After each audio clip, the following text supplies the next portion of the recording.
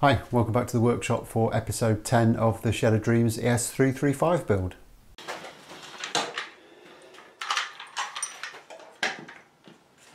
Now if I'm honest with you, I'm still buzzing a little bit from getting the ribs successfully formed last time, but now we need to push that on a little bit and get them joined together and make them look a little bit more guitar-like. Okay, so since last time when we produced the two ribs for the guitar, I've done a little bit of work on this jig. I've added 2 bolts to each half just to firm it up a little bit because I realised I'm probably going to be clamping into these areas, so I've just made sure that they're nice and strong. So the next bit we've got to do is create the centre block that goes in the middle and makes this a 335, and then glue that to the 2 ribs that we've made, and also add a little bit of material at the end, but we'll get into that a little bit more detail in a minute. But before we can do that, I need to take these ribs, which are a little bit rough at the moment and deliberately made about 2mm oversize, and I need to trim them down, clean them up and make them the correct dimension.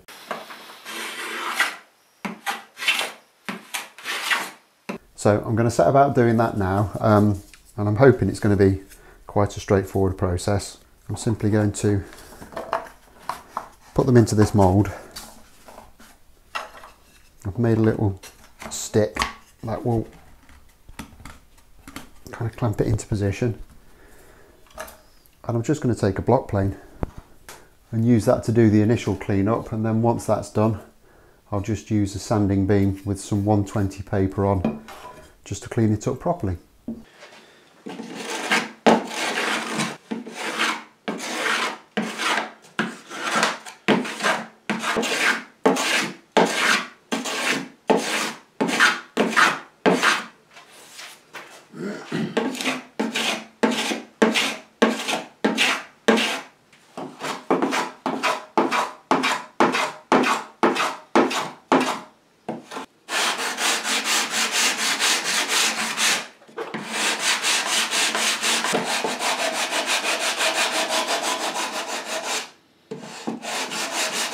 Okay, with that done and that one edge cleaned up really nicely, I'm now going to set my wheel gauge to the dimension that I want, which is 33mm.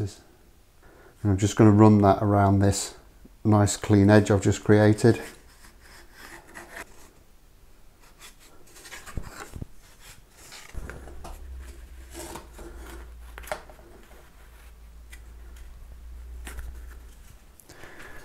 And then I'm just going to put a bit of pencil into that gauge line, just so I can see it a bit better.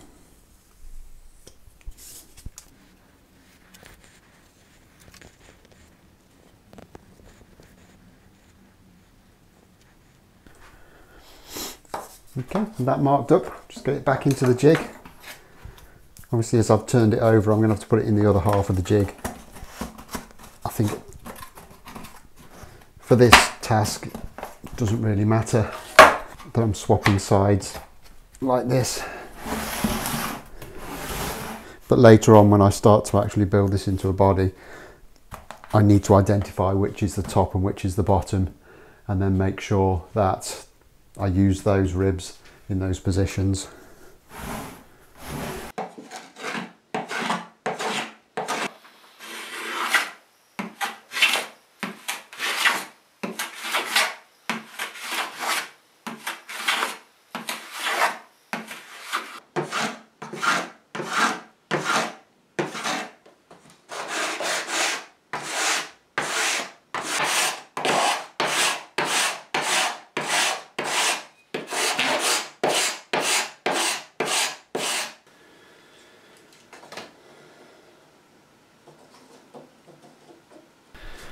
Okay, so that's the 2 ribs trimmed down to width, so they're both at 33mm now. So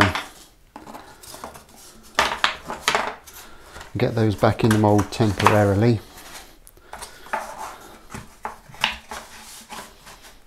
And we'll have a look at the next procedure, which is going to be putting the centre block in that holds all this lot together.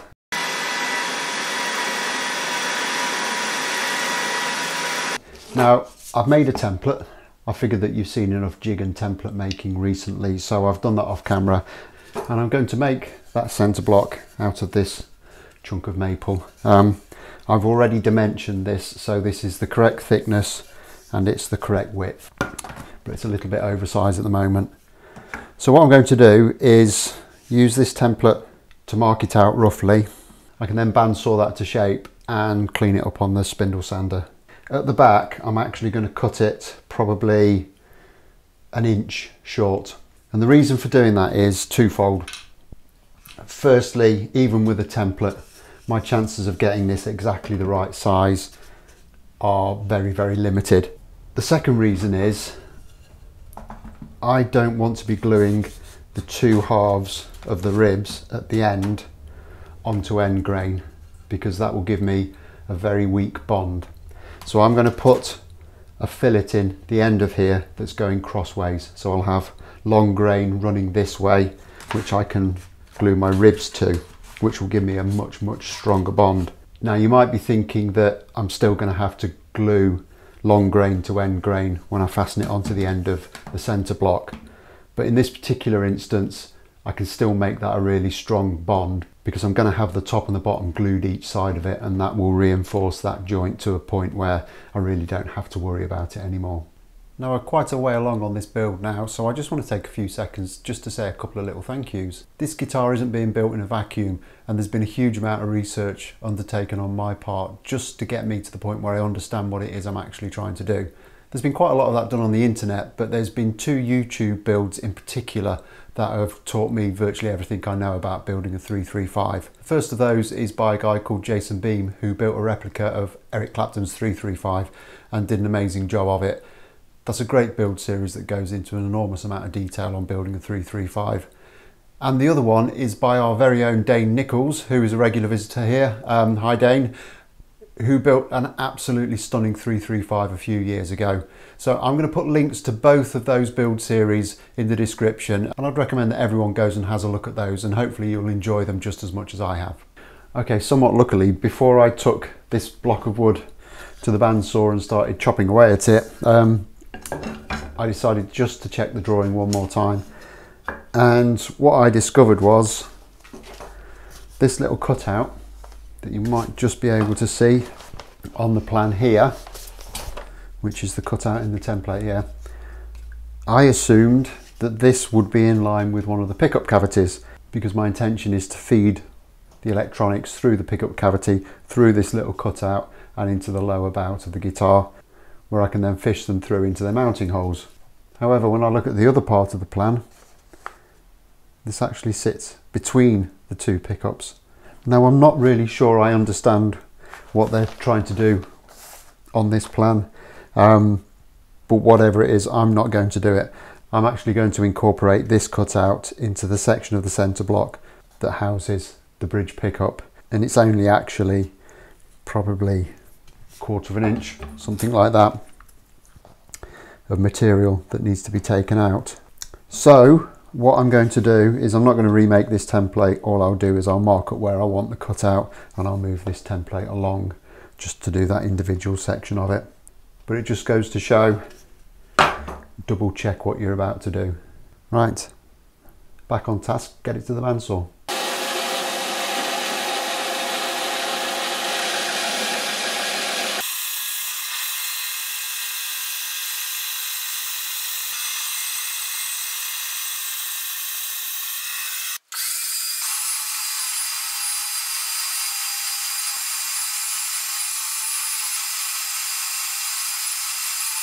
Okay, so I've just sanded this block in, just stuck a clamp on it just to pull it tight into these ribs, and you can see it's pulled up really nice and tight there.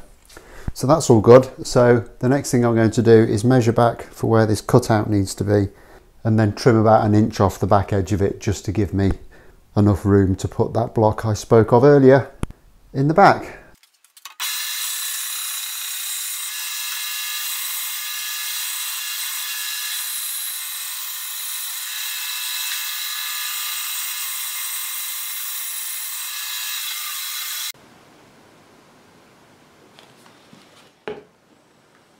Okay, so that's all fitted up nicely now, and it pulls into place really well. Trimmed it down at this end to leave me a little bit of spare room for the block that I'm going to put in there. So I've only really got one more thing to do now before I glue this in, and that's to trim these bits of the rib at the back down to the right size. So I'm just going to loosely clamp them in place like that. I'm going to mark them from the centre line on the mould, but I'm going to cut them slightly longer, probably about 0.5 millimetre to 1 millimetre longer than they need to be, and then I can fine sand them back so I can get an exact joint when it comes time to glue them together.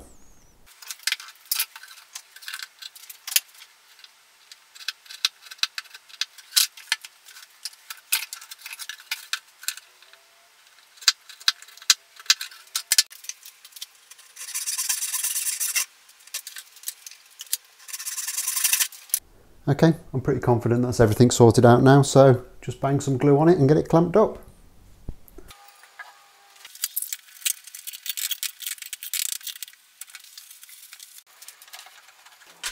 So now that I've got the centre block glued in at the front, I'm just going to make a couple of little blocks that I can glue into the horn sections, just to reinforce those a little bit. So I'm going to start off by making a very quick little template out of some masking tape. Stick it to a suitable size piece of wood, and then just kind of roughly bandsaw it to shape, and then take that to the disc sander and just finesse that until I get the shape that I need.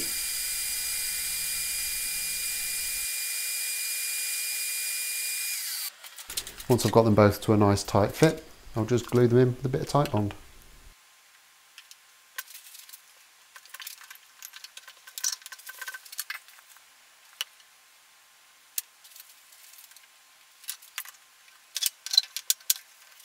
Okay, so all that leaves us to do now is to just glue this little block of timber into the end here. Now this is, as I said before, the grain is running this way on this block so that I've got lots of long grain to long grain gluing area against the rim of the body. It does mean I've got long grain to short grain on the end, but I'm not particularly worried about that because the top and the back will kind of reinforce that joint.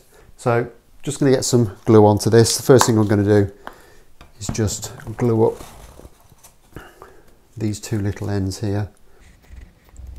A little bit of glue, not too much.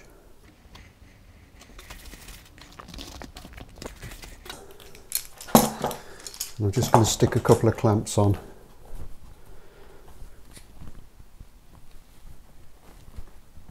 Just to make sure that they're held securely to the bottom of the mould.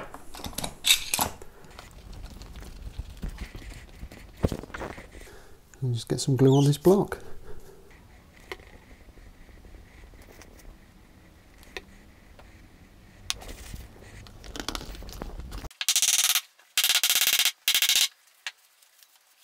Okay, and there we have the last element of the centre block glued in. That was a very nice tight fit. Very pleased with that. I'm not sure how much work this clamp is actually doing. Took a little bit of pounding in, but it went in really nicely.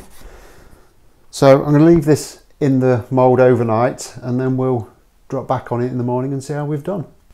Right then, so this has been in the mould overnight. The glue's all good and dry, so we'll just get this clamp off and see if we can get it out.